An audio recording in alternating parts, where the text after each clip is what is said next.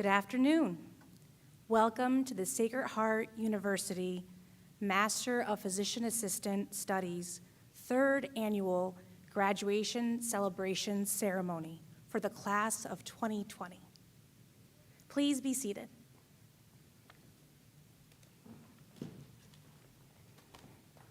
My name is Sandy Narciso Owen.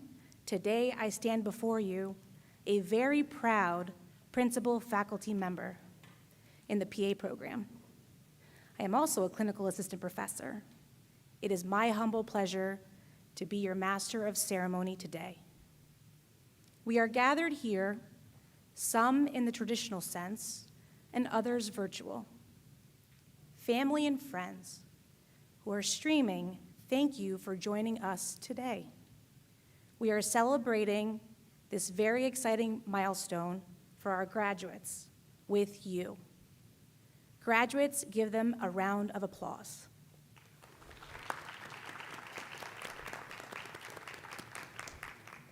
A few housekeeping items.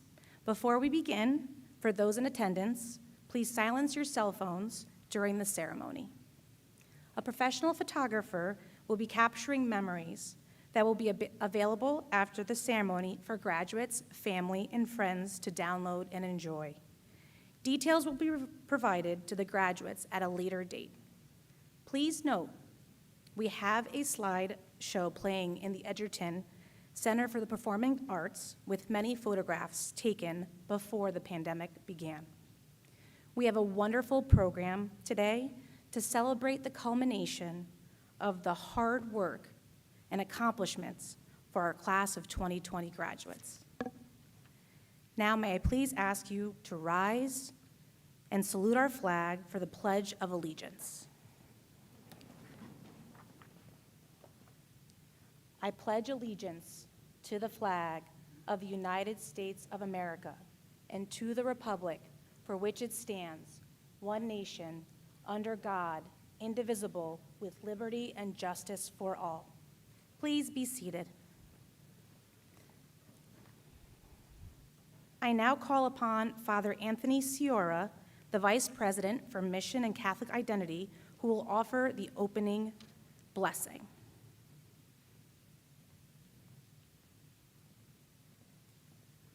Thank you so much. It's really, this is one of my most favorite things in the entire year, getting together with all of you. I think you are the hardest working students in the whole place. So it's really a great joy to be able to say this prayer.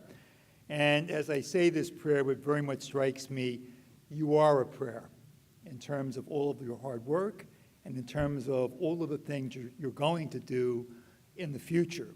So with that in mind, the prayer I found that I thought was appropriate for you and how desperately we need you in our world today and how desperately we need you to create a better future is the prayer that was prayed by Oscar Romero, who was the martyred Archbishop of El Salvador, now a saint in the church.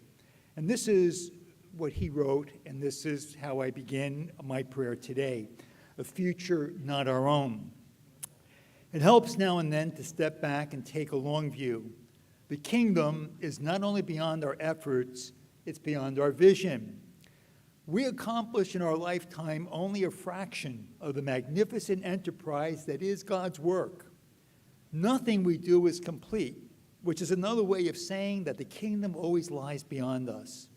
No statement says all that can be said. No prayer fully expresses our faith. No confession brings perfection. No pastoral visit brings wholeness. No program accomplishes our mission. No set of goals and objectives include everything. That is what we are about. We plant seeds that will one day grow. We water the seeds already planted, knowing that they hold future promise. We lay foundations that will need further development. We provide yeast that produces effects far beyond our capabilities. We cannot do everything, and there is a sense of liberation in realizing this. This enables us to do something, and to do it very well. It may be incomplete, but it's a beginning, a step along the way, an opportunity for the Lord's grace to enter and do the rest. We may never see the end results, But that is the difference between the master builder and the worker. We are workers, not master builders, ministers, not messiahs. We are prophets of a future, not our own. Graduates, what I would say to you, we don't know what the future holds, but we do know who holds the future. And we are so grateful that you also hold the future together in God's hands. So we ask God's blessing upon the ceremony this afternoon, but most importantly, we ask God's blessing upon your lives and also on the lives of all whose hearts and lives that you will touch. Amen.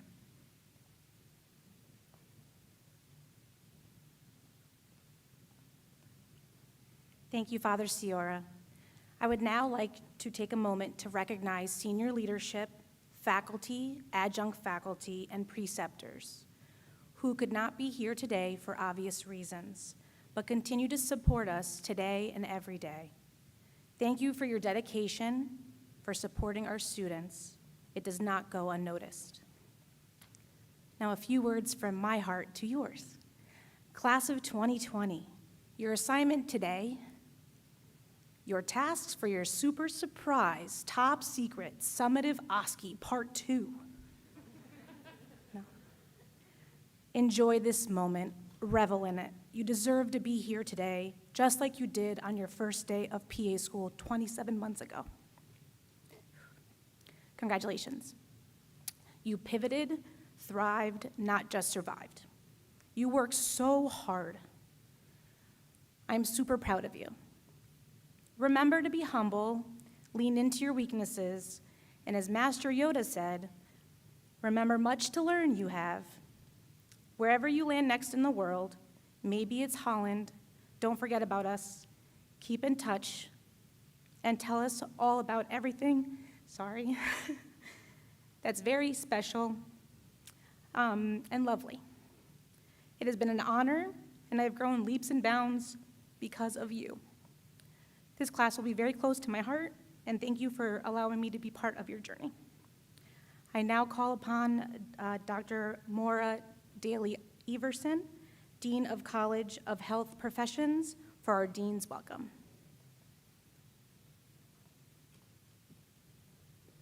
Thank you, Professor Nosisko Owen. It's wonderful to be here today. It's really my pleasure to join with you, the class of 2020, in celebrating the end of your academic education here at Sacred Heart University, and truly the beginning of your professional careers as physician assistants. Your hard work, your dedication, your passion for helping others has brought you to this memorable day. I also want to take a moment to thank your family, friends, and loved ones for supporting you through this journey. I know it's difficult both for you and for them that they are not able to be here to celebrate with you. I want to thank Dr. Portillo and the COVID team for allowing us, though, to hold this event. And we are grateful that your family are able to share in this event with us virtually. Well, indeed, it's been an unprecedented journey for you, a time unlike anything else in our university's history. As the university pivoted this spring to allow the provision of distance learning in the face of a pandemic, and then once again in the summer to enable us to offer safe in-person learning in our classrooms, laboratories, and simulation spaces, you were immersed in your clinical experiences, right there on the front lines, providing care to your patients while helping to battle a pandemic. You were flexible, gracious, professional, as clinical placements were canceled at the last minute and your faculty scrambled to find alternative learning experiences for you.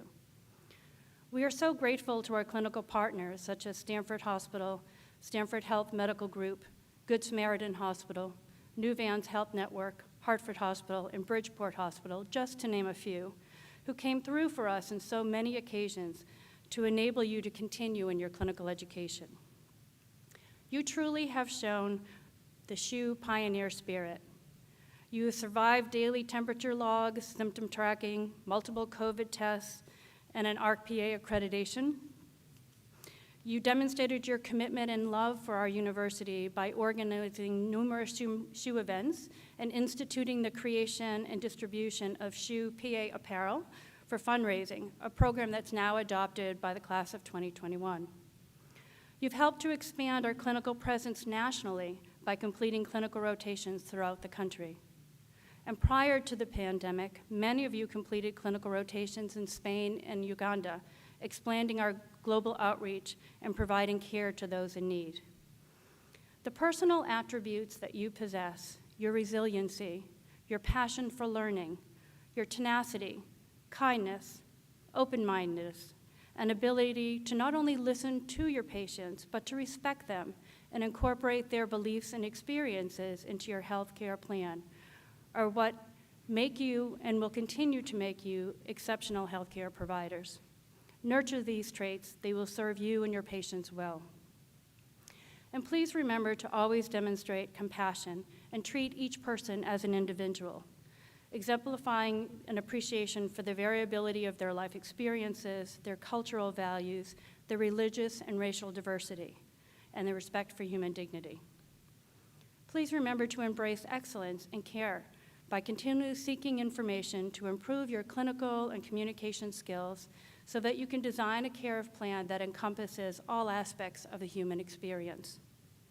Be cognizant of the social, political, and economic issues impacting your profession and the delivery of health care. This duty goes beyond the doors of your clinic. It crosses all boundaries. Today you embark on a new adventure. Each of you has your own goals and aspirations. Your life experiences and personal values will guide you on your path. As you consider opportunities, remember your professional responsibility to your patients. Embrace every opportunity. View new experiences not as barriers, but as a chance to promote your profession and advocate for your patients.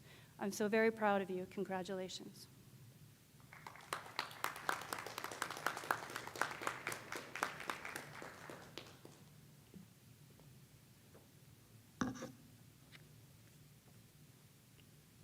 Thank you, Dean Everson.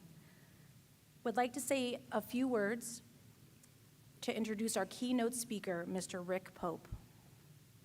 Rick is a physician assistant who was a graduate of Stony Brook University's PA program in 1980. In 2007, he earned his master's degree in PA studies from the University of Nebraska Medical Center. Prior to rheumatology practice, he held positions in internal medicine, emergency medicine, pediatrics, and family practice. He has worked since 1988 in the field of rheumatology. Rick has been recognized by the American Academy of Physician Assistants for his hard work as a preceptor through its Clinical Preceptor Recognition Program, developed in cooperation with the PA Education Association. He has served as treasurer and president of the Association of Family Practice PAs. He has also served 8 years on the Connecticut PA Foundation and stepped down as president in 2015. He is the founder and past president of the Society of PAs in Rheumatology. He has advocated for PA influence and recognition among the medical community while improving barriers to care. He has a passion for helping young and future PAs succeed. His leadership in the Connecticut PA Foundation has provided thousands of dollars in scholarships to PA students. Even now in his retirement, he continues to serve as an educator by teaching the module on rheumatology as an adjunct professor in all 5 PA programs in Connecticut, including our program at Sacred Heart University. He was also named ConAPA's 2020 PA of the Year in September of 2020. And last, but certainly not least, he is married to a PA and has 3 healthy adult children. Please join me in welcoming Mr. Rick Pope.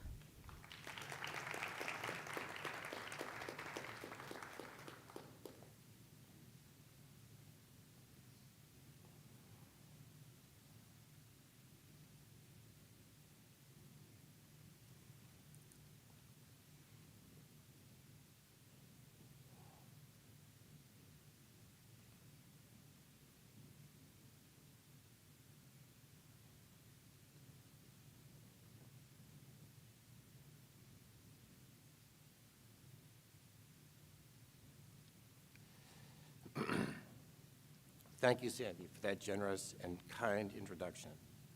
I am honored and very pleased to be with you here on this auspicious occasion. I want to take this opportunity to thank Adam Olson, Dean Everson, and the professors of Sacred Heart University who invited me to speak. And I must say, it is a privilege to be here with you today in person. My name is Rick Pope, as Sandy said. I teach the section on rheumatology as an adjunct professor here at Sacred Heart. I also want to thank all of you who supported these new graduates.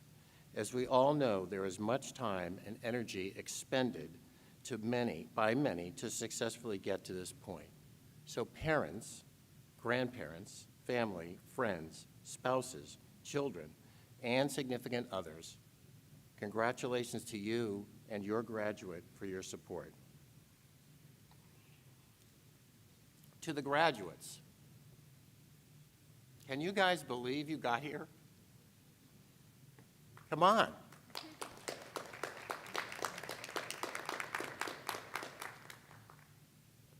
A sincere congratulations to the class of 2020 who are being honored today, not the least of which is a well-deserved degree as a Master of PA Studies. Well done. So I have a confession to make. I guess I'm in the right spot. As many of you have attended continuing medical education sessions, you know at the beginning of each talk, you must disclose your relationships to pharma, medical equipment makers, etc. Implicit in these financial disclosures is that you understand that those disclosures, if they are there, may color the presentation. And it goes without saying that these talks are supposed to be free of commercial bias, right? If I were addressing you today with a PowerPoint presentation, my first slide would say, commencement disclosures. Mr. Pope has no relevant financial relationships to disclose. However, in this case, it would go on to say, he is married to a PA for 38 years. She controls the finances. Luckily for him, he admits that she is the better half. If you have grown kids, which I do, sometimes you may not know exactly what they do for a living. In that light, I wanted to give you a definition of what a PA is. So pay attention, especially to those of you in the audience. This is according to the AAPA, and I will give you a quote. Quote, PAs are medical providers that diagnose illness, develop and manage treatment plans, prescribe medications, and often serves as the patient's principal healthcare provider, end quote. This definition and its parts have been your sole focus over the last 28 months. No small task. Please notice that in that definition, there is no mid-level. There is no advanced private practice provider. So those two are omitted. Graduation speeches are meant to be uplifting, and make no mistake about it, your future are very bright and extremely hopeful. I could tell you things like, go for it. Don't be afraid to step outside your comfort zone. Go for that reach job. Surround yourself with good people. All of which is uplifting and good advice. But I believe because you are so well educated and trained in advanced evidence-based medicine that those statements might ring hollow. I'm going to provide you validated information about PAs, patient perception of PAs, and what to expect going forward. The data is taken from the AAPA's research on a title change for PA. It was developed to gain insight into a possible title change from physician assistant to something else. The two big contenders for that change are physician associate or medical care practitioner. Personally, I am happy to bow out of that discussion. It is your turn to choose.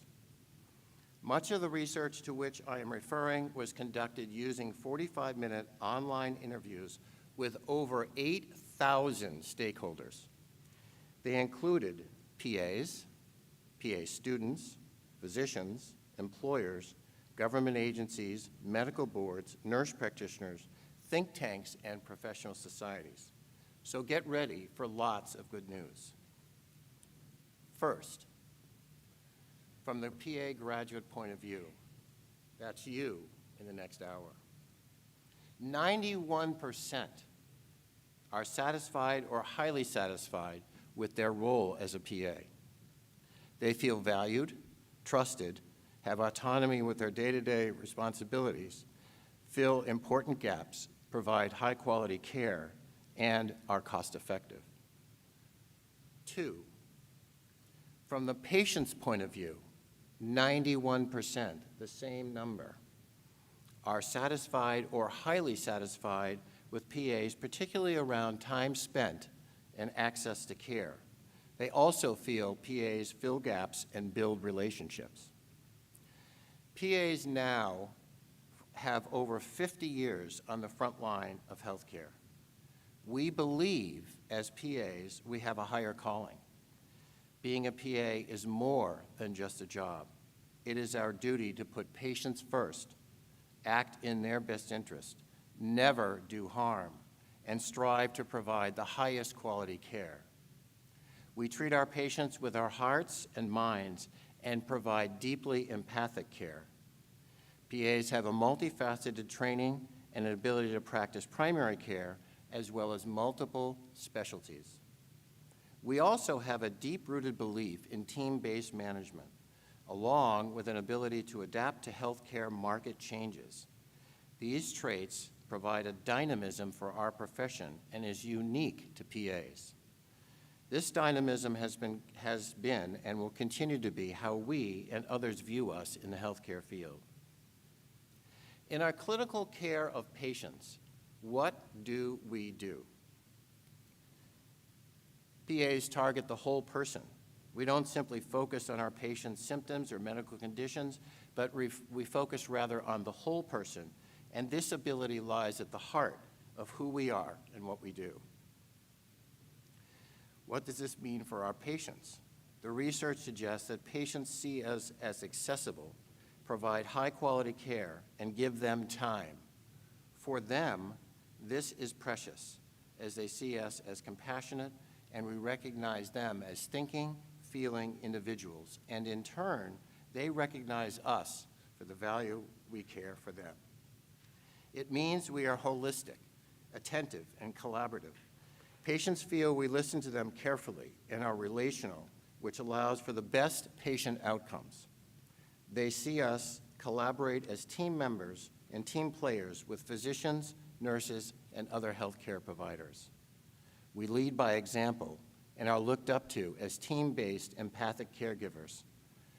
And for us, this is personal. We do not just bring our expertise to work, but we bring our whole self. For us, this is not a transaction, but transforms into a real human interaction. So why is this all so important today? We know that access to care is important to promoting and maintaining health and important for improving quality of life and achieving health equity for all Americans. However, almost 1 in 4 Americans do not have a primary care provider. This insight provides a challenge now and will continue to do well into the future. PAs recognize how important healthcare is, and we believe that the health of humanity is based on healthcare for all. This in turn guides our purpose that we should elevate the healthcare of every community, one person, one day at a time.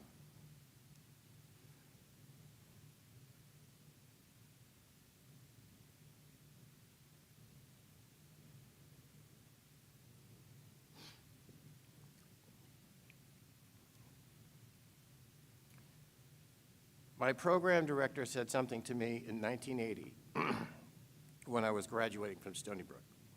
I asked him how our profession will stay vibrant and alive, and not legislated out of existence.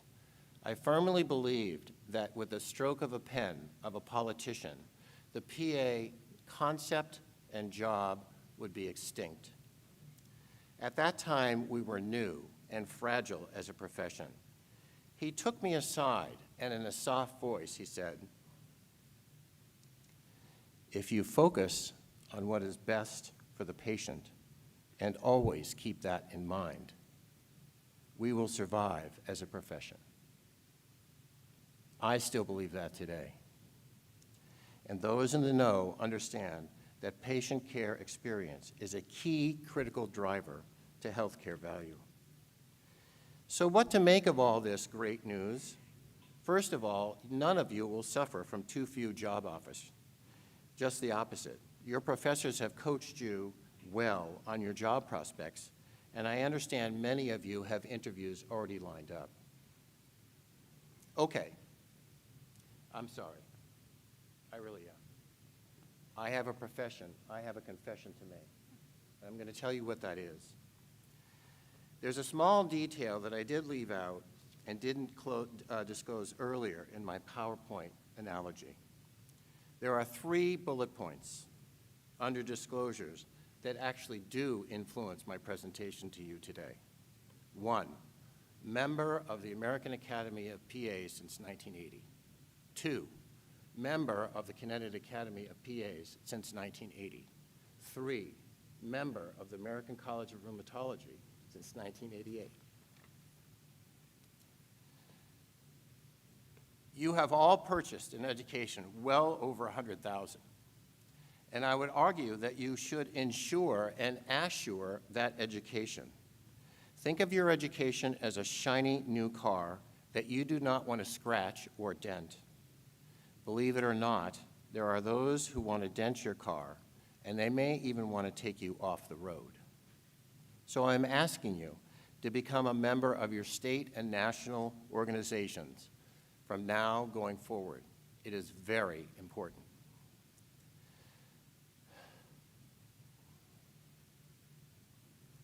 And now for the elephant or elephants in the room.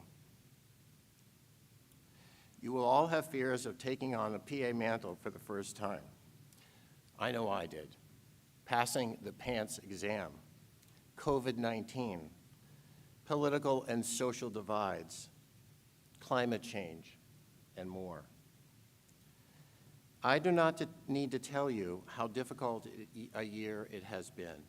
However, and this is the key, if you keep the patient in the room your sole focus, I want to reassure you that your future will be secured and you will be fine, just as my program director assured me 40 years ago. In your future, in conclusion, I want to return to my original statement. I want to tell you, go for it. Don't be afraid to step outside of your comfort zone. Go for that reach job. Surround yourself with good people. And this is my actual good advice. In your future lies many exciting possibilities, such as being successful in getting a patient to stop smoking, to losing weight and keeping it off, giving vaccines that provide protection for COVID-19, prescribing life-altering medications that fundamentally change disease, becoming part of a surgical team that does transplants, advancing gene-specific therapies, acting as managing directors of hospital systems, and providing hospice care that focuses on quality time and not quantity, and so much more. Yes, yes, yes. You are in a good spot. So enjoy your time in the sun. Celebrate with those that support you and have fun today. It is your time to shine. Know you are at the precipice of a great profession that will forever shape you, your patients, and society. You have chosen an honorable profession, and you will lead a life worth living. We are all anxious to see how you move forward and shape the future of medicine. I and we also want to congratulate you on your success and wish you the best in the days, weeks, months, and years to come. Thank you.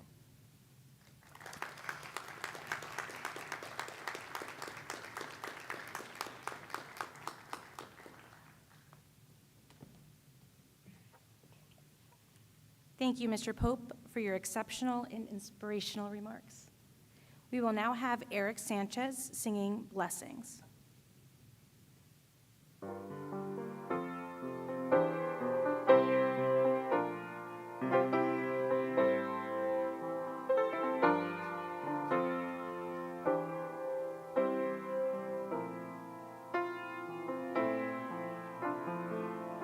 We pray for blessings, we pray for peace, comfort for family, protection while you sleep. We pray for healing, for prosperity. We pray for your mighty hand to ease our suffering, and all the while you hear each spoken need.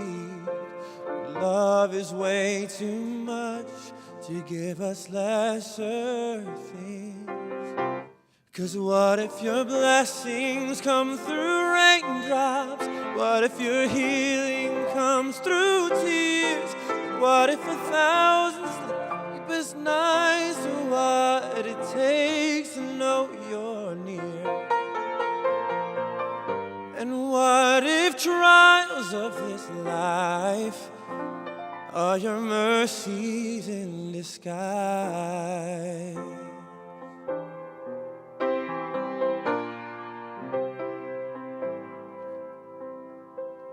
We pray for wisdom, your voice to hear.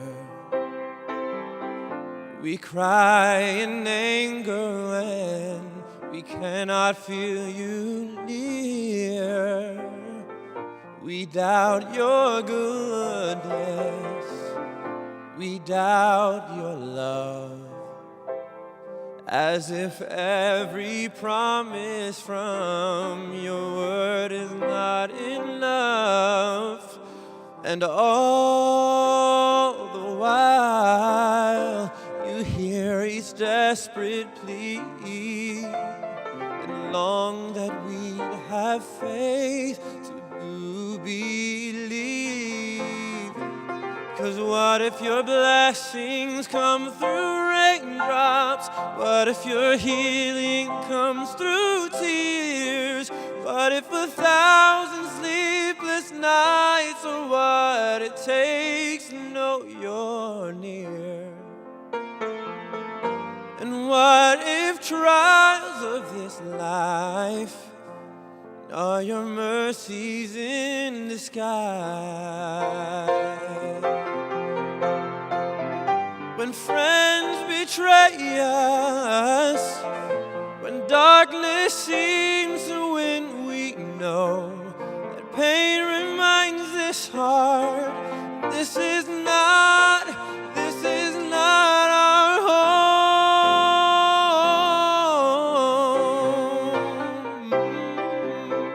It's not our home.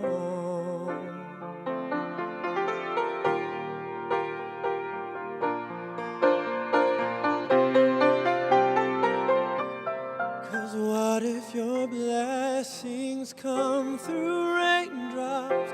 What if your healing comes through tears? What if 1,000 sleepless nights are what it takes to know you're near? What if my greatest disappointment or the aching of this life is a revealing of a greater thirst this world can't satisfy. And what if trials of this life, the rain, the storms, the hardest nights, are your mercies in disguise?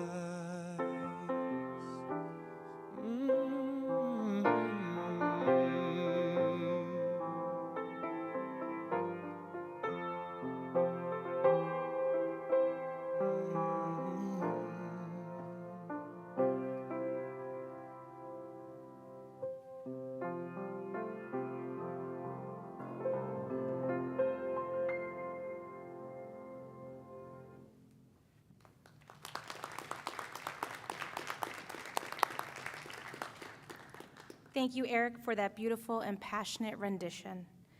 It is now my pleasure to introduce Professor Adam Olson, Program Director and Chair, to deliver his remarks.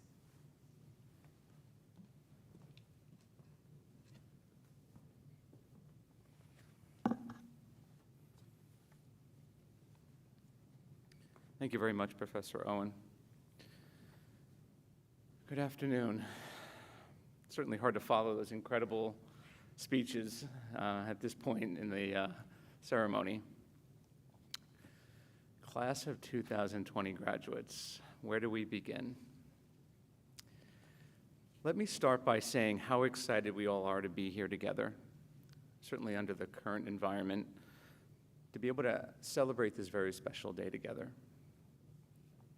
It's certainly been a journey. And I'd like to briefly bring you back to the start of that journey to highlight your many accomplishments. Your very first day of PA school began back on August 27, 2018, and I know that seems a long time ago. It's a blur at this point, I understand. Over the last 27 months, you've completed hundreds of assessments. These assessments consisted of written exams, anatomy practicums, patient assessment practicums, PACRAT exams, end-of-rotation examinations, and objective structured clinical examinations, also known as OSCEs. You've completed over 2,000 hours of clinical rotations in every key area of medicine. Several of you have had the opportunity to complete international clinical rotations. You've also completed a master's capstone project that included a research thesis and scholarly poster. And we are so proud to say that 3 of these research projects were recently published in peer-reviewed journals. When you add this all up, these graduates have successfully completed 123 credits in 27 months, an unbelievable accomplishment. During this time of your education, I've had the privilege of being part of your journey as your Director of Didactic Education and Principal Faculty, as your Assistant Program Director, and now as your Program Director. I've had the opportunity to see you grow and mature into incredible professionals. As I've had some time to reflect on this journey, as I was putting this together, there were no words for me to be able to put down on paper to talk about what these 12 months have been for all of us. I recognize how difficult this journey was. I do. PA school is stressful enough, and then to deal with the anxiety of being pulled off clinical rotations, the unknown of when you're going to restart clinical rotations, the unknown of whether you were going to graduate on time, just added to that stress level. And yet, you guys pulled through. You were flexible. You were adaptable. And to that, I thank you so much. I'm very thankful for a lot of things right now. This took a team approach to make this day happen. It wasn't one individual. And I want to recognize everyone. I want to recognize Sacred Heart University's senior leadership for going to bat for us, working with the state to allow us to reopen under appropriate safety protocols and to get you guys back in that classroom onto clinical rotations to progress. I want to thank Dean Everson for all of your support and also going to bat for us. You know, Dean Everson started in January of 2020 as the new dean of the College of Health Professions and also had to deal with this pandemic as a new dean, just like I have as a new program director. And if it wasn't for her leadership, we wouldn't be here right now, so thank you. And to our faculty and our staff, there's been a lot of long days, a lot of long nights, time away from family, and you guys all going above and beyond your responsibilities for this program. And it would have been very easy for us as a program to say, we're going to just delay your graduation. That would have been the easy approach, okay? But that's not our approach. That's not who we are. Sacred Heart University, we're pioneers, and as pioneers, we had the goal to get you guys here today, and it's because of these faculty and staff and our dean and our university that we were able to do so. And I can't thank you guys all enough for your sacrifices and everything that you have done to make this day happen. And I also want to thank our preceptors, our adjunct faculty, and our clinical sites. They also played a role in this too. So it was a true team effort, just like what medicine is all about. It's a collaborative effort.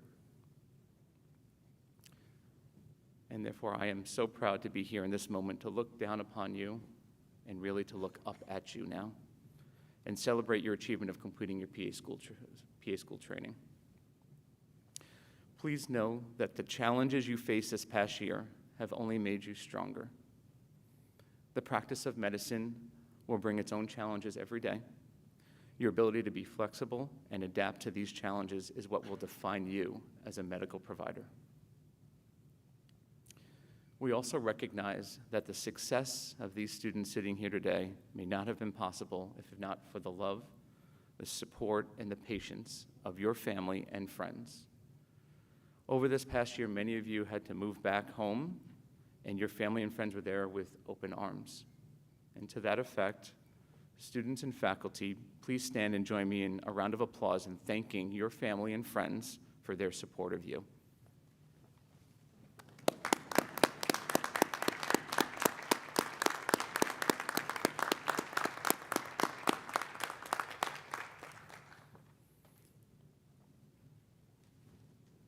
Now, graduates, let's take a moment to acknowledge all the people who got you here today. Will the full-time PA faculty, adjunct faculty, and staff please rise? And please join me in thanking them for their dedication and work to your success.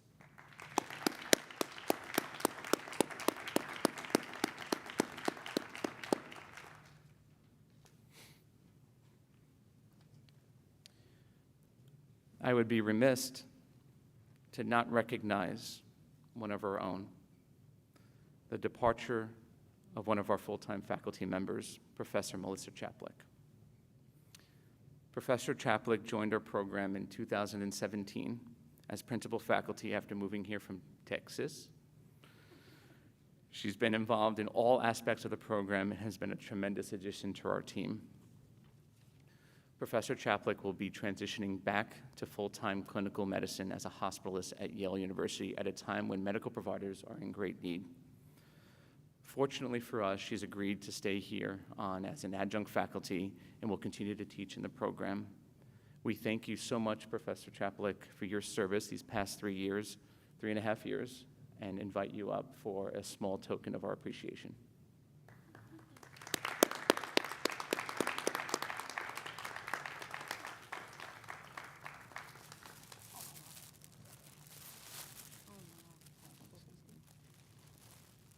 Feel like a prom queen. I never got to go to prom, so this is great. I just want to say congratulations to you all. It's been an honor to be a part of your education. I truly hope to see you guys working alongside me in the hospitals around, Connecticut or wherever, and joining me to fight all of this pandemic and be the providers that we've hoped you always would be. And I see it in you guys every time I do a site visit. You're ready for this. You're amazing. Thank you for laughing at all of my jokes, some of my jokes, and congratulations.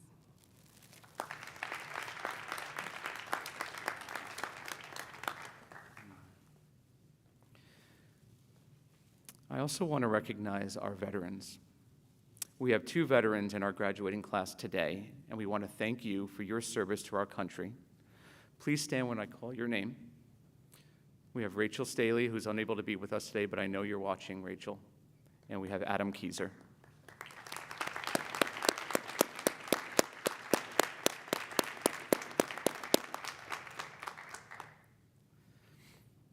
In our program, we do not have a valedictorian, as we believe in creating a non-competitive environment, one that is built on teamwork and collegial relationships.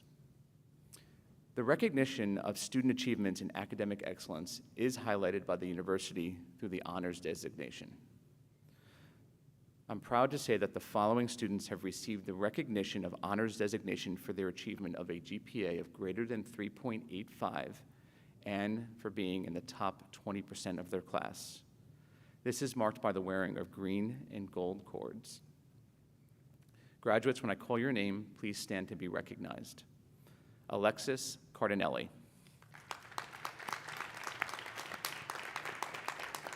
Danielle Mazzio.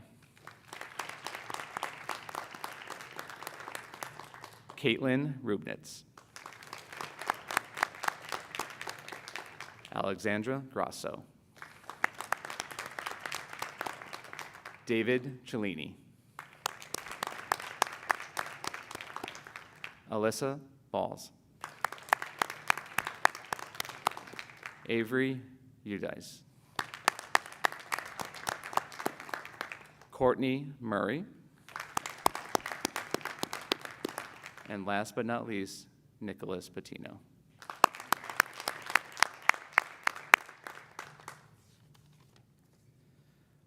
I leave you with a few words of advice, and they seem to mirror the theme today from our presenters. Always be confident. Be confident in your training and who you are as an individual. You have the knowledge, the skills, and the foundation to begin the practice of medicine. Don't doubt yourself, know your limitations, but remember, you can do this. Be humble. You don't know everything. It's okay to admit that and not always be perfect. Medicine is about lifelong learning and caring for patients as a team effort. To quote our founding program director, Dr. Teresa Thetford, it is a privilege to take care of patients. And last, advocate and support your profession. You are a part of the continued growth of this young profession. Now continue the movement. Support your state and national academies. Give back to your profession by helping the next generation of PA students through preceptorship, teaching, and/or scholarship. Remember your journey as a student. Be part of helping another student with their journey. Most importantly, don't forget about Sacred Heart University. We truly value our alumni. We have alumni here with us today, Ms. Pamela Jackson. And we want you to always have this connection to the PA program. I want you to know that I am always here and available for you and to you. If you need help, you need advice, my phone is always on. If you're treating a patient and you need some help with interpreting that EKG, I'm here for you. If you need to work through the patient and no one's available, I'm just a quick text or phone call away.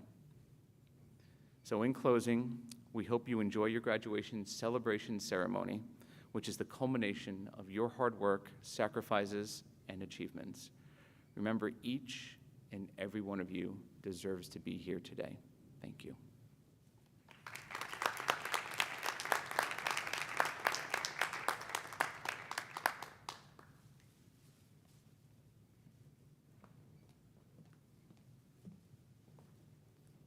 Thank you, Professor Olson. At this time, we would like to acknowledge additional graduates for their awards and achievements. Graduates, when you're called upon, please come up to the stage to receive your award. I would now like to welcome Professor Sarah Pryor to announce the Excellence in Community Service Award.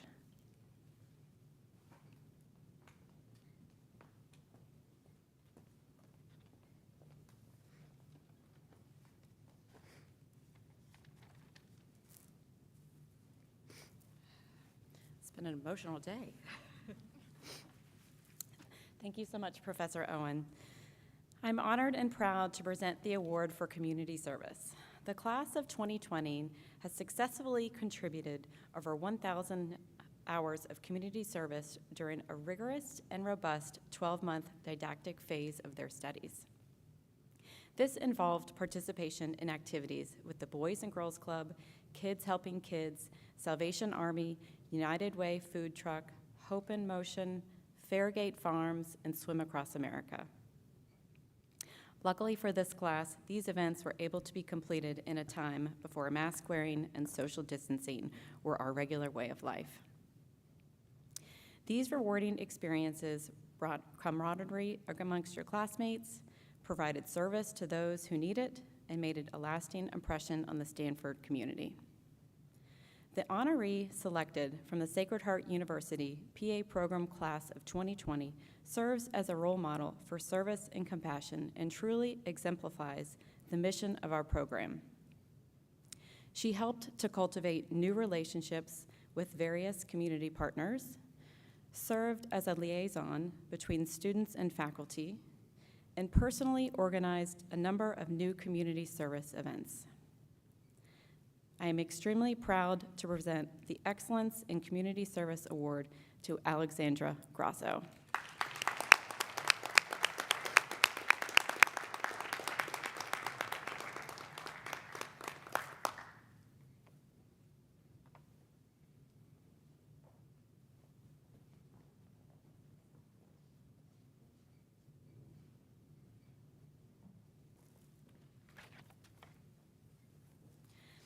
Now I would like to invite Dr. Nemec and Dr. Rose to the podium.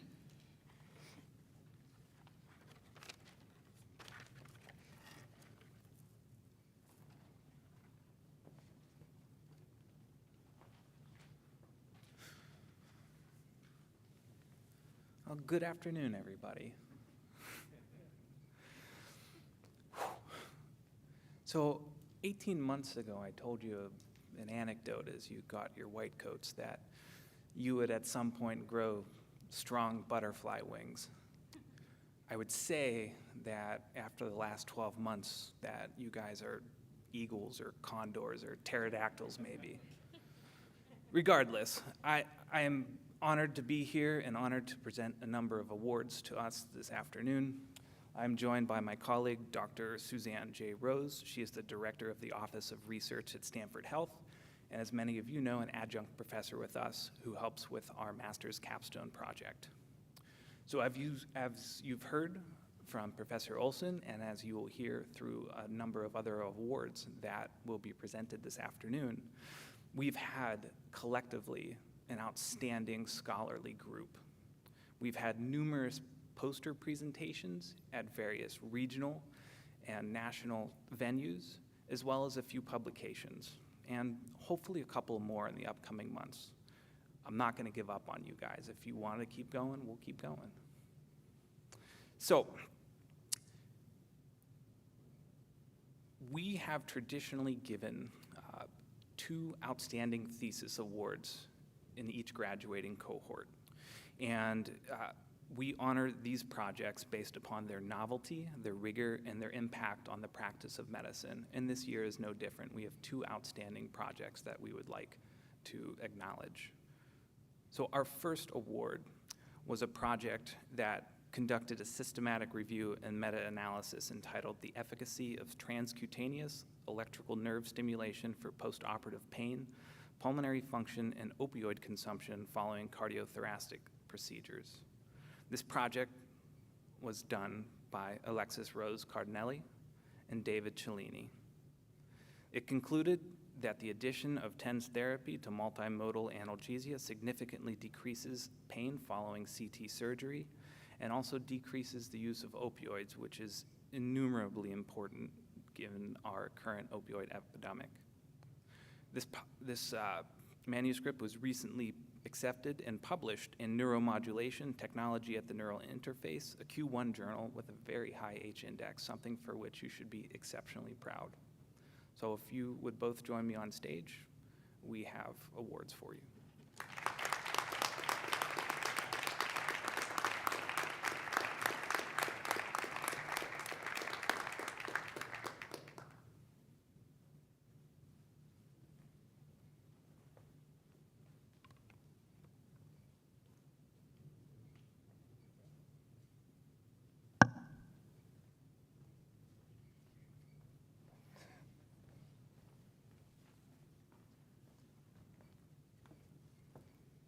Good afternoon, everyone. As always, Dr. Nemec is a hard act to follow. It's my pleasure to announce the second Master's Capstone Thesis Award.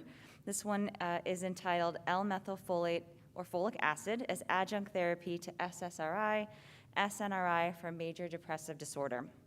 The purpose of the systematic review and meta-analysis was to evaluate differences in depression scores, response, and remission rates in patients with major depression who were given adjunct therapy with L-methylfolate or folic acid compared to SSRI, SNRI monotherapy. The findings of this meta-analysis suggest that supplementing SSRI, SNRI therapy with L-methylfolate or folic acid, it's a lot to say in one word, significantly improves individual depression scale scores, overall treatment response, and remission rates.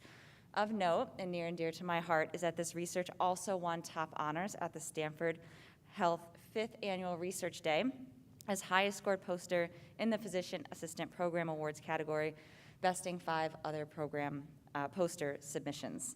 In addition, this work has been submitted for publication to Complementary Therapies in Medicine with our own Dr. Nemec as senior author. I want to say it's truly been an honor and a pleasure working with this class, most of you virtually, and trying to get to know you, and we certainly wish you all the best, and you will do amazing work and make amazing contributions to your field. Thank you. Oh, I'm sorry. Who are they? So it's my pleasure to ask Rebel Altaf and Irisema Gonzalez to come to the stage. Thank you.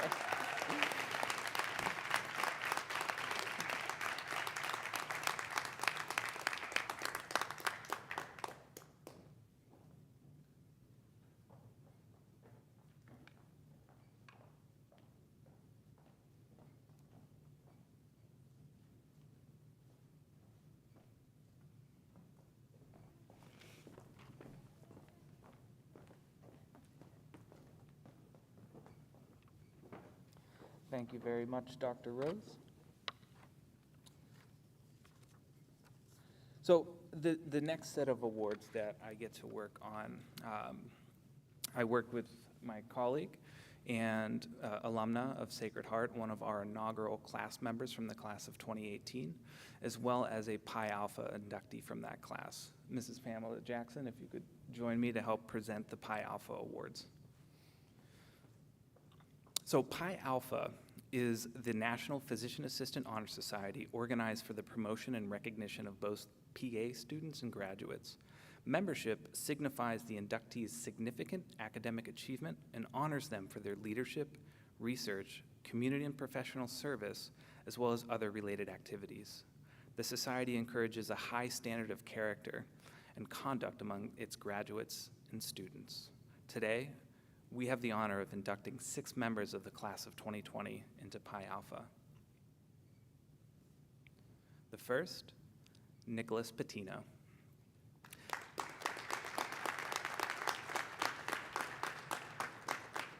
Nicholas served as the president of the class of 2020 Student Society. As president, he was responsible for managing the other class officers, chairs, and committees. In this role, Nicholas was a dedicated servant leader and represented the program at the Connecticut Academy of PAs, and was a member of the search committee when the College of Health Professions was searching for a new dean. Nicholas also tirelessly served his community, participating in numerous community service opportunities where he was often the point person Nicholas is also a budding scholar. He presented a poster of his capstone project entitled Recent Advances in Pharmacotherapeutics for Borderline Personality Disorder at Sacred Heart University's Research Day, Stanford Hospital's Research Day, as well as the Connecticut Academy of PA's Charter Oak Conference. For these reasons, I am proud to induct Nicholas into Pi Alpha.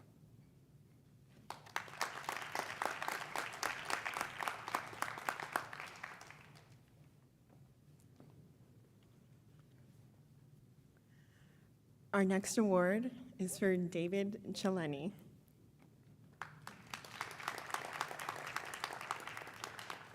David served as the class of 2020 as the ConAPA representative. We want to recognize both his academic and professional achievements. David's dedication to research is exemplified, as you heard, of his recent publication of his capstone project entitled The Efficacy of Transcutaneous Electrical Nerve Stimulation for Postoperative Pain, Pulmonary Function, and Opioid Consumption Following Cardiothoracic Procedures, a systematic review. This work was recently published in October 2020 in the Neuromodulation Journal. David held student membership with the American Academy of Physician Assistants and furthermore showed his commitment to the PA profession with his involvement in the Connecticut PA Foundation, a state philanthropic chapter. He also completed over 20 hours of community service. Congratulations.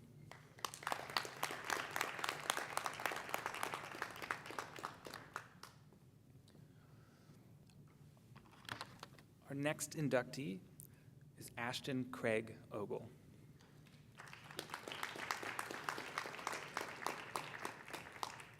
Ashton served as the class of 2020 vice president, where she led, organized, managed, and delegated student society initiatives such as planning class service projects, meeting with other officers, and fundraising events. Outside of this role, Ashton was a leader in both her home state of Kentucky and on a national scale, where she's been elected to numerous leadership positions. Ashton is also becoming an independent scholar. While on rotation with Dr. Kevin Dwyer at Stanford Hospital, she cared for a patient who presented with a rare form of pyomyositis. Ashton was able to follow this patient through their entire hospital stay, including more than 10 trips to the operating room, and presented this as a case report in Quinnipiac's Rare Disease Day Symposium. Following this, her capstone project was creating a comprehensive case series that identified and compiled the few instances of this Klebsiella-based pyomyositis within the literature. This work was presented at the 2020 Stanford Health Research Day, where out of 70+ other research posters, it was honored as the top case presentation. It also was a well-received encore presentation at the ConAPA Charter Oak Conference. And for these reasons, I am proud to induct Ashton into Pi Alpha.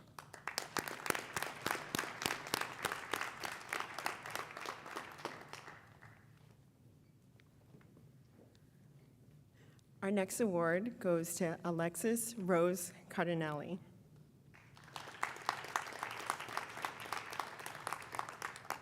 We want to recognize Alexis' commitment to research. Her recent capstone project entitled The Efficacy of Transcutaneous Electrical Nerve Stimulation for Postoperative Pain, Pulmonary Function, and Opioid Consumption Following Cardiothoracic Procedures, a systematic review, was published in October 2020 at the issue of the Neuromodulation Journal. Additionally, Alexis also served as the poster judge at the 2019 Stanford Hospital Research Day. She helped serve in picking the academic and scholarship merit based on those posters. Secondly, Alexis' dedication to the PA profession and her academic achievements led her to participate in the International SIMU Diagnostic Competition with other medical students and PA students throughout the world. As the team leader, Alexis helped the Sacred Heart team place in the top 20% of over 400 participating teams. She also completed over 25 hours of community service.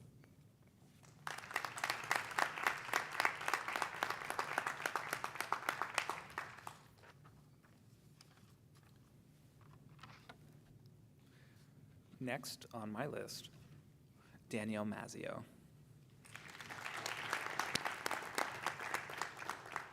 Danielle was the class of 2020 historian. In addition to these responsibilities, she was also the liaison to coordinate activities between the Student Society and the Society for the Preservation of PA History.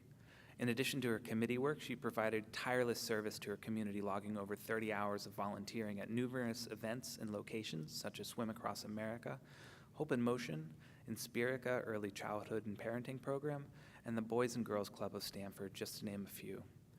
Danielle has also demonstrated significant scholarship acumen. She served as a poster judge at the 2019 Stanford Hospital Research Day, and her capstone project, Efficacy of an Internet-Delivered Cognitive Behavioral Therapy for Functional Abdominal Pain and Irritable Bowel Syndrome in Children and Adolescents, was presented at a virtual PCA Day. Additionally, she was another team member on the INSIMU International Diagnostic Championship, along with David Cellini and Alexis Rose Cardinali, where they did place in the top 20% of all PA and medical students. For these reasons, I am proud to induct Danielle into Pi Alpha.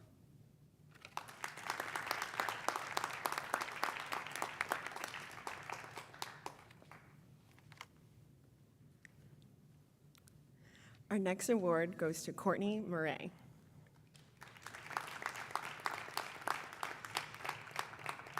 Courtney served the class of 2020 as a secretary. Her leadership role allowed her to take on several responsibilities, including organizing class events, securing funds, allocating resources on the virtual university library, and record keeping for all 3 active cohorts. That's a lot of work. Courtney's dedication to research allowed her to also participate as a student poster judge at the 2019 Stanford Hospital Research Day. Courtney has also submitted her capstone thesis to be considered for publication. Courtney furthermore supported the PA profession through her willingness to serve on the student panel and answer questions for the incoming cohort. Courtney has also completed over 30 hours of community service. Thank you.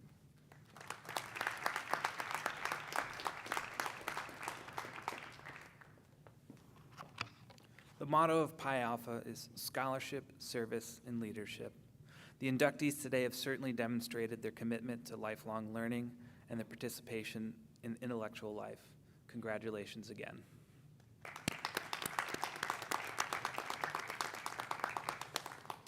Now, I would like to invite Professor Melissa Chaplick to the podium for the Excellence in Leadership Award.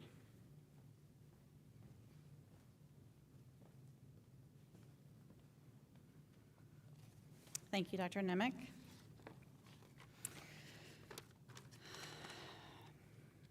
I'm here to present the Excellence in Leadership Award. This award goes to a PA student who time and again goes above and beyond the expectations set forth by the program. Someone who recognizes the importance of leading by example, representing our program in a multitude of areas while highlighting the strengths of our student body. This student has excelled academically, participated in high-level research, provided significant contributions to the program, and continues to serve as an advocate for our profession. Ashton Ogle serves as the class vice president, leading her colleagues both in and out of the classroom. She has shown leadership by organizing fundraising opportunities for her peers, managing the role of a class officer, and serving as a liaison between faculty and students. She has contributed honest feedback in her role on the Educational Policy and Curriculum Committee. She was elected by her peers and has served as the Northeast Regional Director of the Student Board of the AAPA. She has attended regular board meetings as a student representative for CONAPA, as well as participated in the AAPA's Leadership and Advocacy Summit in Washington, D.C., where she promoted the Home Health Bill and Direct Payment Bill at the offices of Connecticut senators and representatives. She has been awarded the Drew Morton Scholarship by the Connecticut PA Foundation for a PA student in Connecticut who exemplifies legislative service and activism. This all while maintaining an impressive academic record and being recognized for her research efforts. The list of accolades for her is countless and by no means fully covered in this award presentation speech. With that being said, it's my distinct pleasure to present this Excellence in Leadership Award to Ms. Ashton Ogle.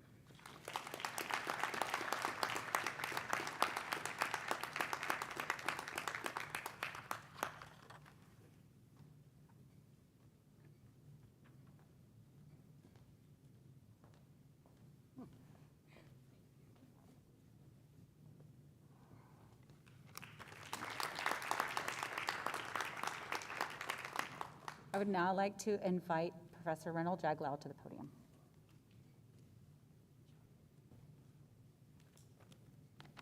All right. Good afternoon, everybody. It's my distinct pleasure to talk to you about the clinical year and the awards and recognition you all deserve. Who can say the class of 2020, you guys can say rather, the class of 2020, you lived through COVID-19. You're the first clinical students out there in the front line, seeing patients, protecting each other and yourselves, and, providing care for everybody out there. And we did this together. You guys were partners with me throughout this clinical year. You found rotations, new opportunities, new preceptors to work together with our program to make us nationally known, and I appreciate that.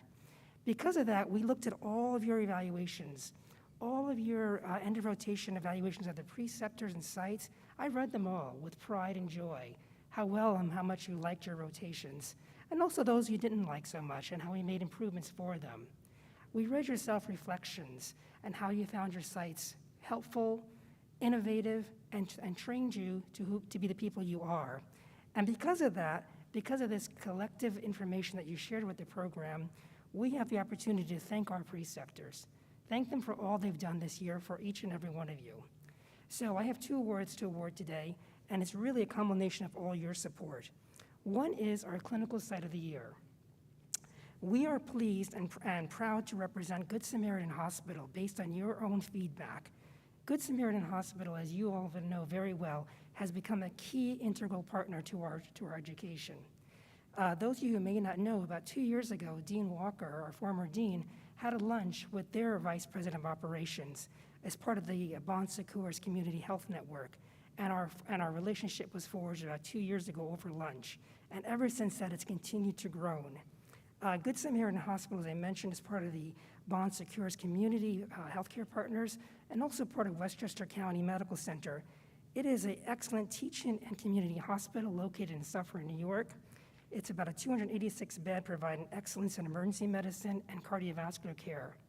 We were fortunate to start off our rotations there with internal medicine and then surgery. And we have grown. We've grown continually to work with them. We're now in emergency medicine as well as behavioral medicine. And it's been through their partnership that a lot of our students were able to successfully graduate. A special note, Bon Secours Community Hospital, also part of Good Samaritan Hospital, recognize our need to help graduate you all. When we faced a critical shortage for mental health rotations, they stepped up. We went through a number of regulatory agencies, New York State credentialing, and work to get these rotations, and it's turned out to be an excellent opportunity. I want to quote one of your classmates who wrote in their self-reflection, although it's a long commute to Bon Secours Community Hospital, it was worth it. The education she received there on the site saved hours of studying at home. And that says a lot about the community hospital. Another little quick story, Dr. Janowski, who's the chief medical officer, at the start of the pandemic back in March, personally called me on my cell phone and told me, look, we're facing this pandemic, there's an uncertainty, I don't know what we're gonna do with our students, but I want to let you know that we want to remain partners with you. I'm gonna advocate for the medical students and the PA students to stay on as long as they can. And they kept that word for me. They worked really hard to continue our rotations and have continued to grow. I want to send a special thank you to Dr. Kenneth Janowski, Chief Medical Officer, for continuing to let us operate and partner with them. A few notable mentions from your all recommendations. Dr. Faselli, who was a surgeon just last year, and Dr. LaCarica have become key partners with us, providing surgical education. Dr. Chaco in internal medicine, Dr. Adrian Wasserman, for the emergency department, and our new partners in behavioral health. Ms. Tara Calvito, who is the director and chief social worker at Bon Secours Community Hospital, has made, again, mental health a key clinical rotation for us. So please join me and congratulations, Good Samaritan Hospital and Bon Secours.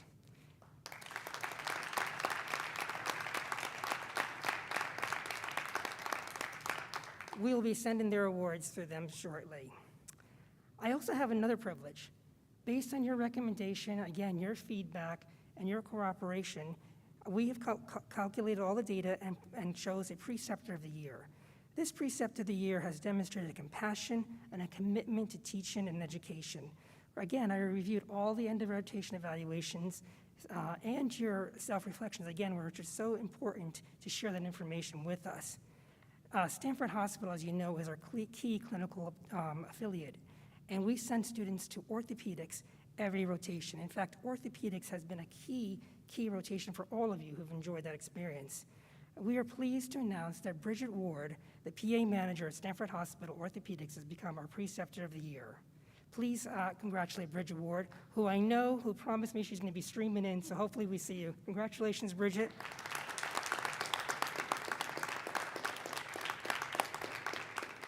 Just a few words for Bridget and her team there. As I mentioned before, she and her team has been instrumental in scheduling, mentoring, teaching you, our students. Our students have an opportunity not only to work in the operating room there, they have an opportunity to see patients on the inpatient side, preoperatively, round on inpatients, participate in consults in the emergency department, and also get to respond to traumas, which is a true unique experience. Some words that some of you have shared about Bridget and her entire team who are actively engaged in teachings. The preceptors were all great. The PA team who taught me how to assist in surgery, how to practice my oral presentations, took time with their surgeries to teach me, and always asked questions that challenged me to think. Bridget, in particular, was always listening. She treated me with respect and was simply amazing. In fact, during this unprecedented year and challenging year in placing clinical placements, Bridget made it possible for us to continue our education. She increased capacity for orthopedics during the last few months and provided more spots for our students to rotate on it. Additionally, Bridget took the time to call me. She personally called me when she identified students who needed additional support, who may have even been at risk and not doing well in the rotation. I truly appreciate that partner in education. We were able to work together to make sure our students got the education and met their learning outcomes as they deserved. Bridget has been an outstanding contributor to the PA profession. She's been in orthopedics for a number of years. Just a little bit about Bridget. She's been with Stanford Hospital since 2016 and became the manager in 2018. Prior to joining Stanford Health, Ms. Ward was an orthopedic PA, as I mentioned, for the Hospital of Special Surgery in New York City. She's a 2012 graduate of George Washington University PA program and received both an MS and a BS degree. She is also, interestingly enough, a member of the Irish Association of PAs and the Orthopedic Trauma Association. I thought, why not, right? Shout out to that. So again, Bridget has been a wonderful influence and preceptor and educator, and we want to thank her for all of her service. Thank you again, and Bridget, if you're watching, we will be sending you your award as well. Congratulations again.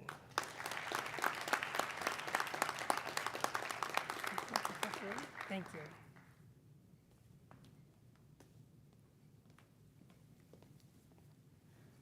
All right, so now the moment that you've all been waiting for. Professor Renee Delahaye, please come forward to the podium for the reading of the names and presentation of diplomas. Please note, official degrees will be conferred on December 31st of 2020.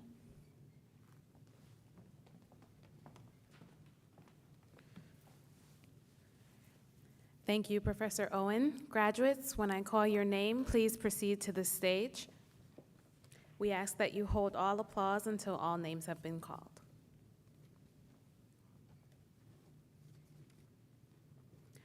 Prince Akwe.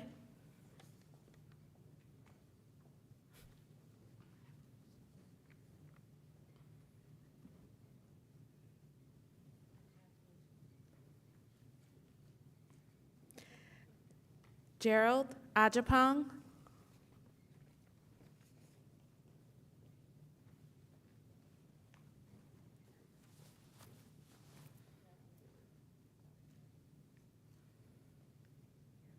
Rebel Altoff.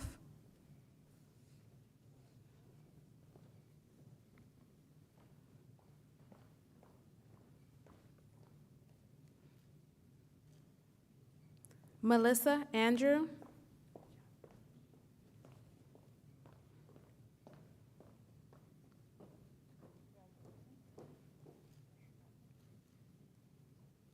Alyssa Balt.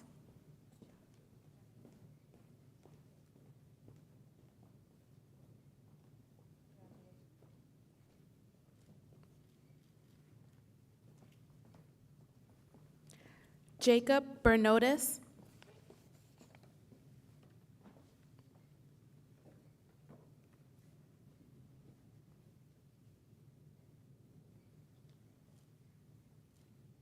Alexis Rose Cardinale.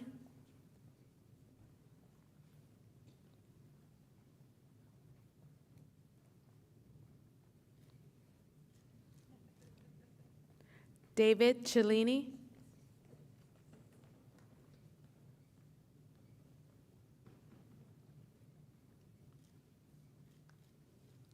Laura Collin.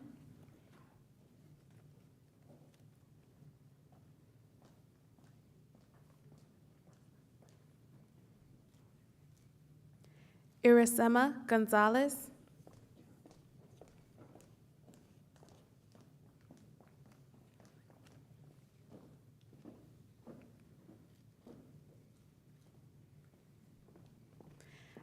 Alexandra Grasso.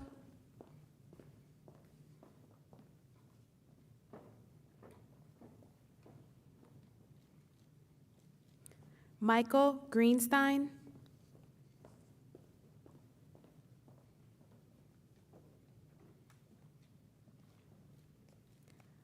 Anais Humbarsumian.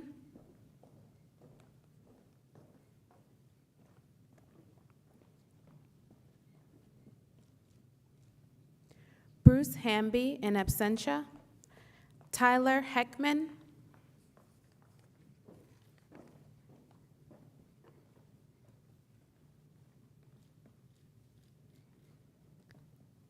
Benjamin Hillman.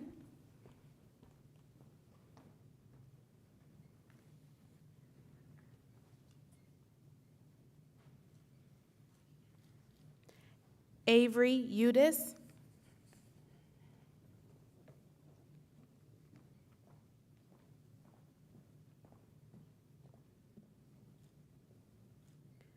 Adam Keyser.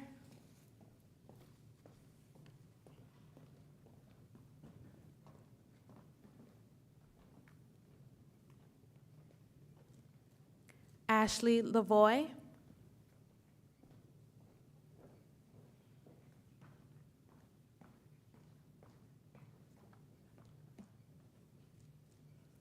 Danielle Mazio.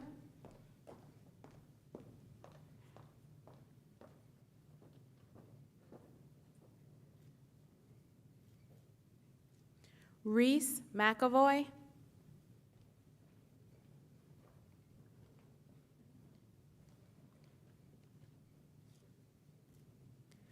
Corinne Malake.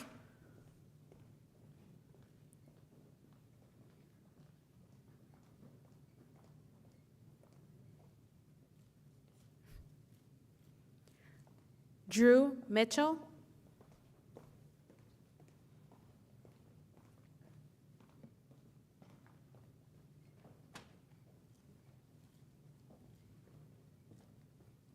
Courtney Murray.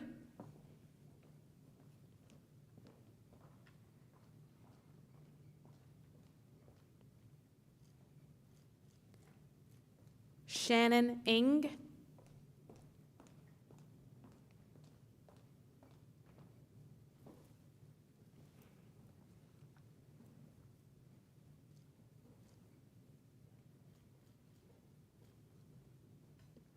Ashton Ogle.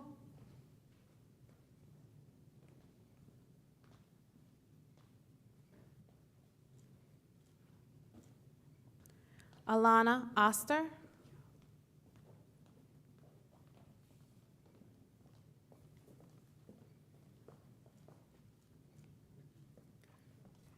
Darlene Paggio.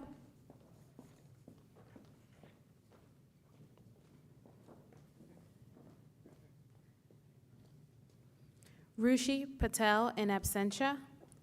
Nicholas Patino.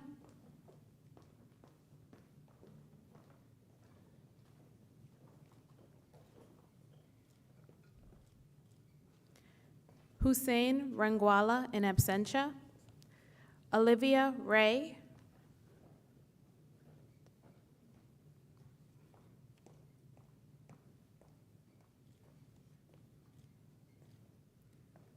Caitlin Rubnitz.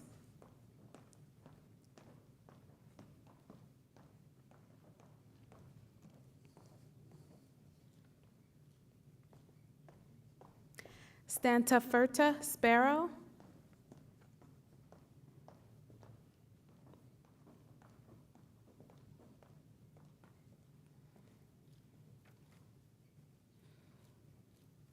Rachel Stolley in absentia. Raquel Torres.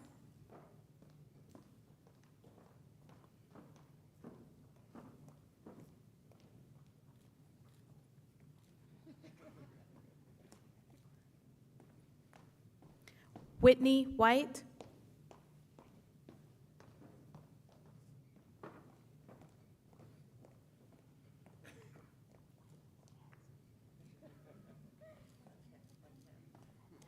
And Vanessa Wilson.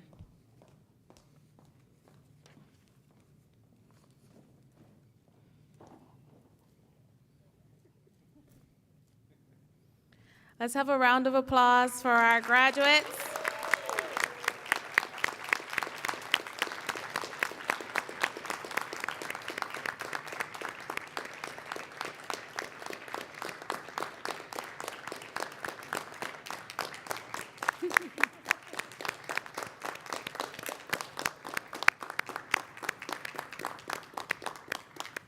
I now invite our Mistress of Ceremonies, Professor Owen, to the podium.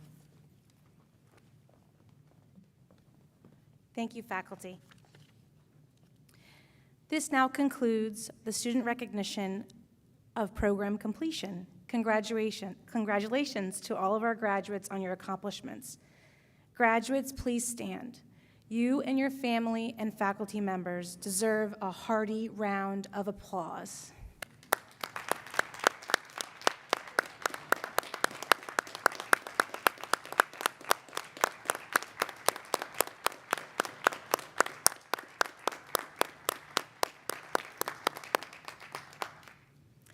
It is now my pleasure to introduce, you may be seated. It is now my pleasure to introduce Nicholas Patino, Class of 2020 President, who will share his congratulations. Nick has been a strong leader and a student advocate in the PA program, and we are very proud of his accomplishments. Please welcome Mr. Patino for his remarks.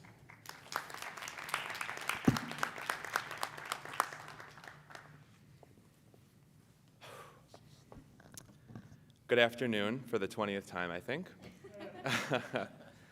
Good afternoon, Physician Assistant Studies faculty and staff, Dean Everson, other distinguished guests, loved ones watching from home, and SHU Physician Assistant Class of 2020. My name is Nicholas Patino. I'm the president of the Class of 2020, and it is my distinct pleasure to be up here speaking to all of you today. Well, we're here. We finally made it. Here we are sitting together as a class for the very last time under circumstances that nobody could have predicted a year ago. Here in this theater sit 38 individuals, at least 6 feet apart, their faces covered with masks below their graduation caps. 38 individuals who endured what will probably have been the most rigorous and intense 27 months of their lives, and who were successful even in the face of a life-altering global pandemic. 38 individuals who have already made a difference in the lives of so many patients and will continue to do so for the rest of their careers. 38 individuals who walk through those doors as PA students and will walk out those same doors today as PAs. In August 2018, we met for the first time, right here in this room, actually. I remember it was easy for us to find the other PA students since we were the only ones all dressed business casual. It was a big deal for our cohort to be joining the others at the Tandit Center in Stamford.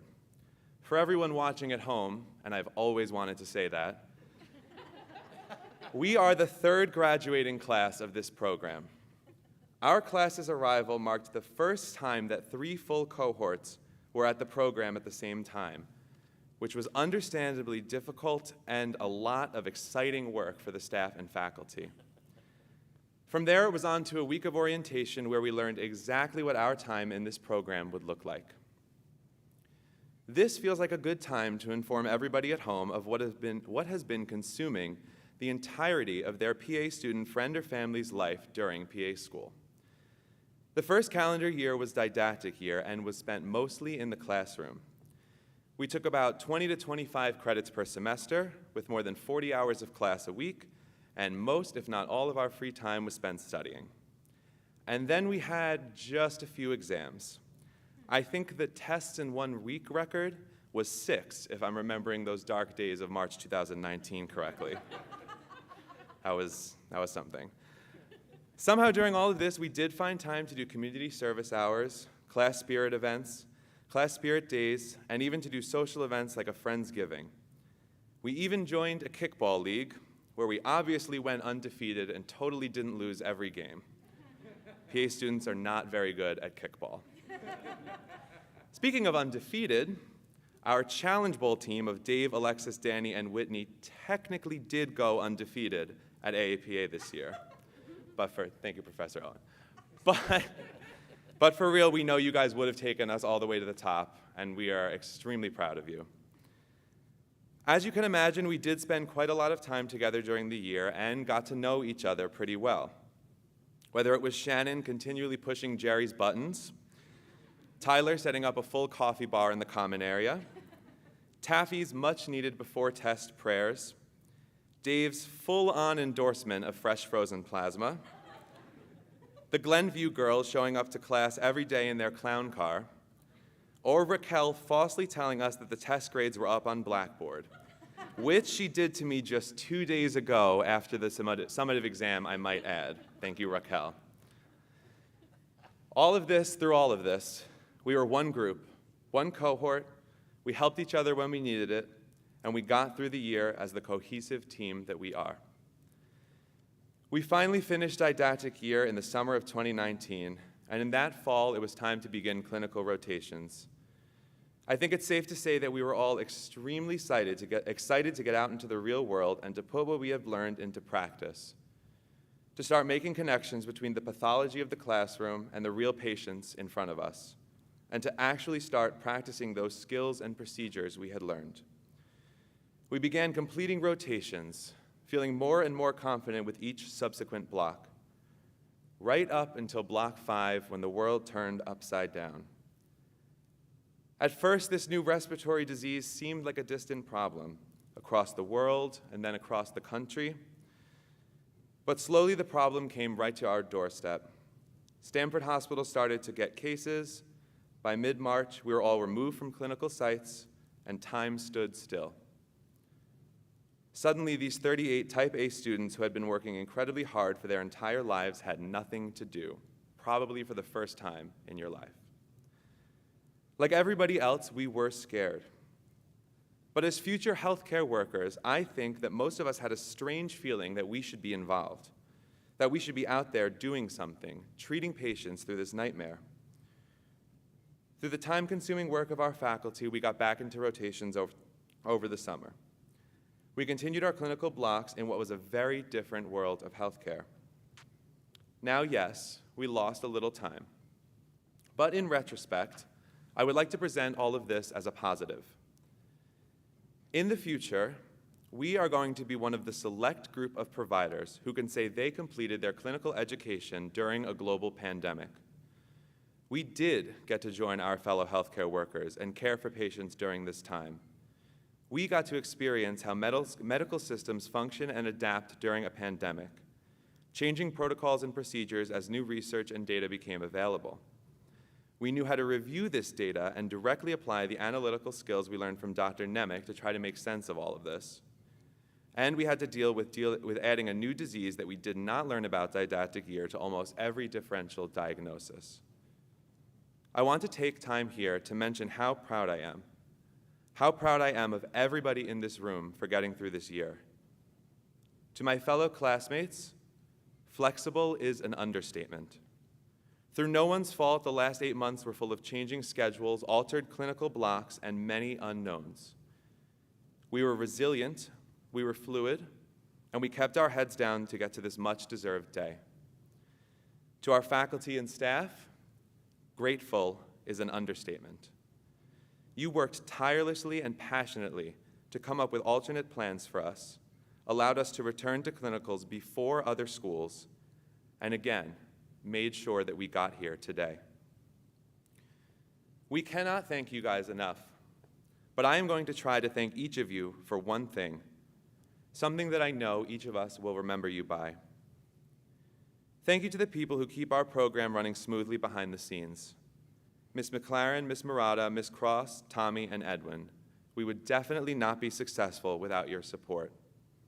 Dr. Yoon, thank you for your continued wisdom inside and out of the classroom that you were able to pass on to us.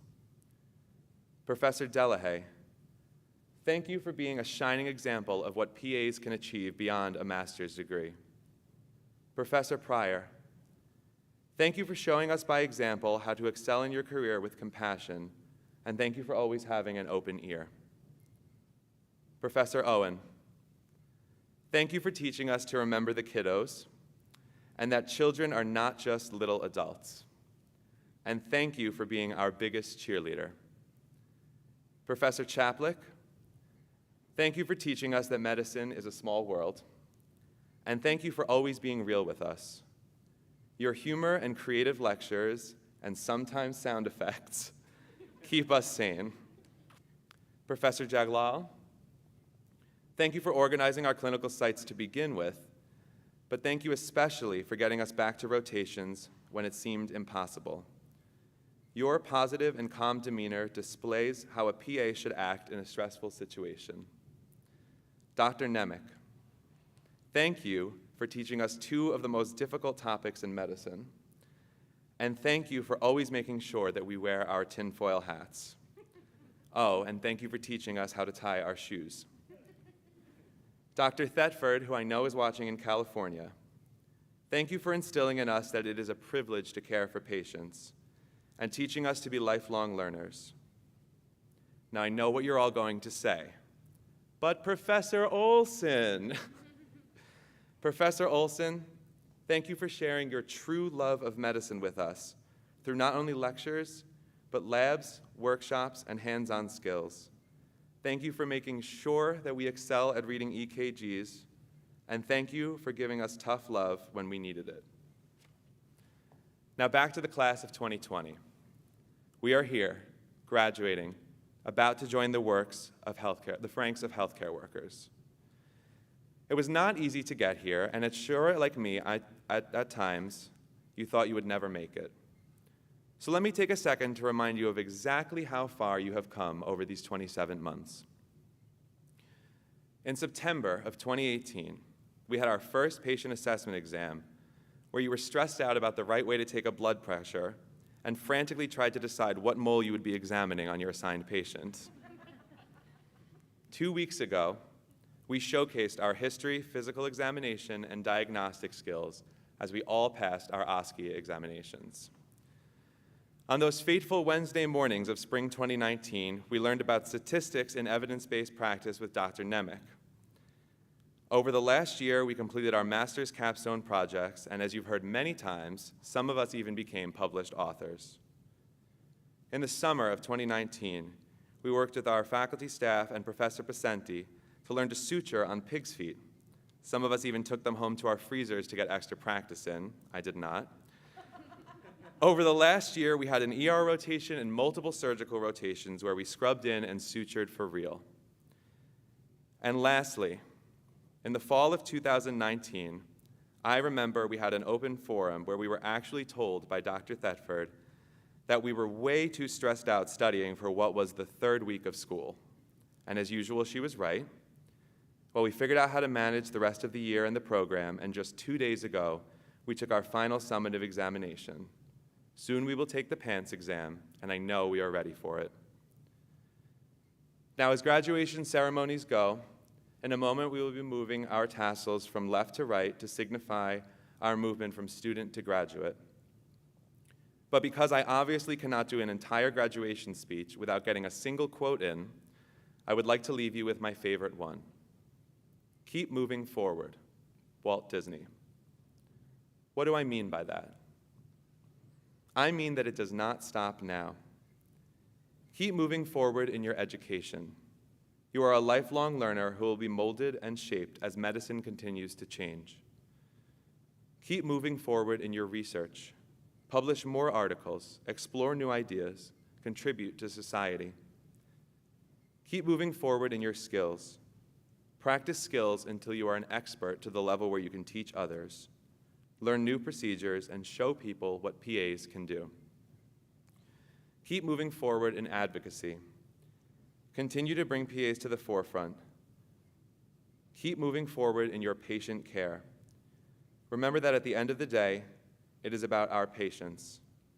And though at times it might be difficult not to fall into the cynicism that sometimes accompanies medicine, do what is right for the patient. Now, class of 2020, please rise. With your right hands, grasp your tassel on the left side of your cap and move it from right to left to signify moving from student to graduate. Congratulations, class of 2020.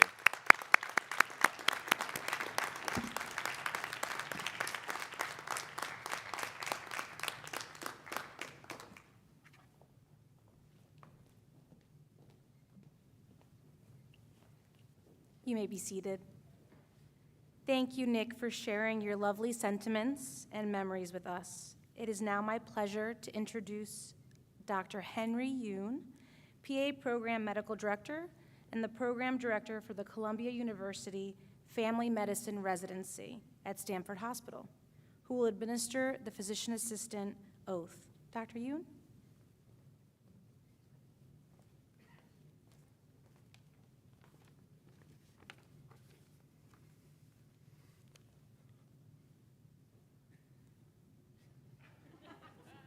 Sorry, I was muted. Good afternoon, everyone.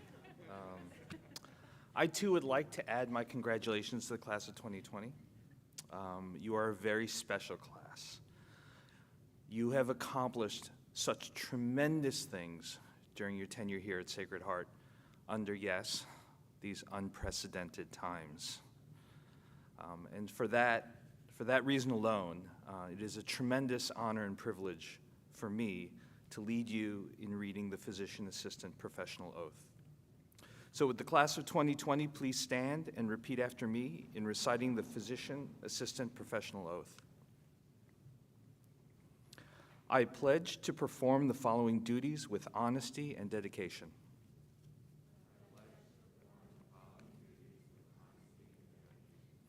I will hold as my primary responsibility the health, safety, welfare, and dignity of all human beings.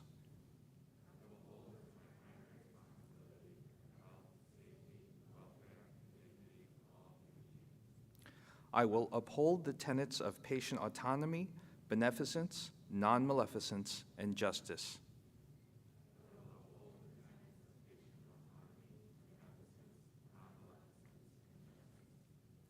I will recognize and promote the value of diversity.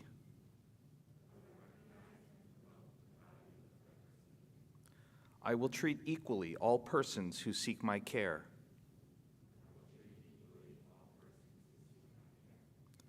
I will hold in confidence the information shared in the course of practicing medicine.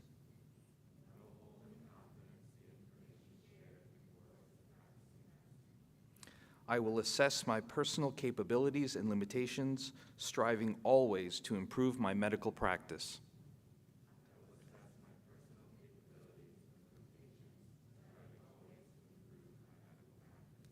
I will actively seek to expand my knowledge and skills, keeping abreast of advances in medicine.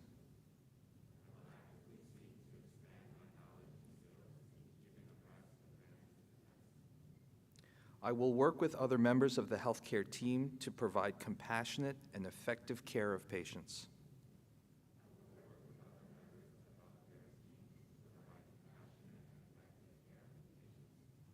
I will use my knowledge and experience to contribute to an improved community.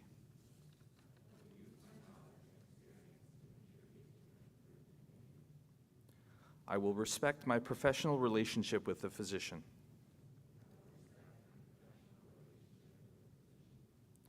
I will share and expand knowledge within the profession.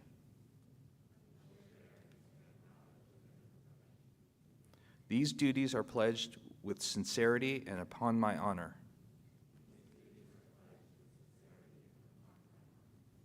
Thank you and congratulations. You may be seated.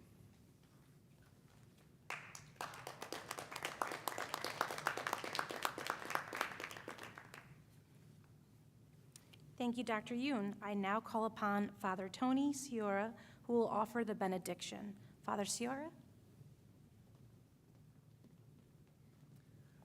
Yeah, I have to say, I'm really quite overwhelmed by all of this and by your great spirit and all that you've done. I have a prayer that I wrote here that I'm not going to use. Because as I was sitting here watching all of you and hearing all of your great accomplishments and looking at these Christmas decorations, right, what came to mind was the story that I like to use as the context of this closing prayer. About a year ago, I was in a school for exceptional children outside of Philadelphia. And I arrived right after their Christmas pageant took place. And they introduced me to the little boy, his name is Danny, who was the innkeeper. And the story that they told me was this. When Mary and Joseph came, they knocked on the door, and little Danny goes, "Go away, there's no room." So they come back a second time, knock on the door, knock, knock, knock. And Danny goes, "Go away, there is no room." They come back a third time, knock, knock, knock, and Danny doesn't say anything. And the teachers were here on the side, as they are here, thinking that Danny forgot his words and said, "Danny, tell them there's no more room." And at that, little Danny started to cry. And he said to Mary and Joseph, "You could have my room." And so as you go forth from here, you really wonderful, wonderful, exceptional students, you make us proud. And I have no doubt that every patient that you take care of, every person who comes to you for help, they will find a room in your heart. So go forth with our blessings, our affection, and our deep respect for each of you. Amen.